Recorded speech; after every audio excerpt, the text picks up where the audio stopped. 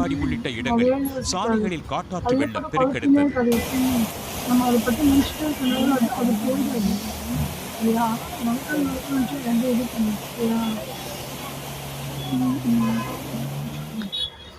சாலையோரம் நிறுத்தப்பட்டிருந்த 2 சக்கர 4 சக்கர வாகனங்கள் வெள்ளத்தில் மூழ்கும் அளவுக்கு வெள்ளப்பெருக்கு ஏற்பட்டது.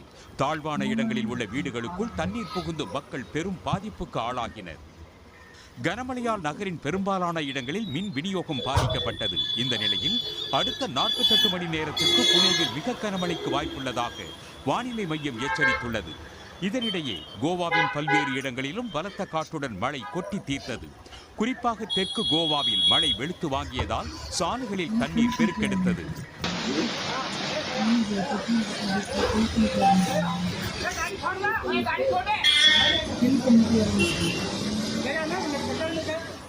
அடுத்த சில நாட்களுக்கும் கோவாவில் மிக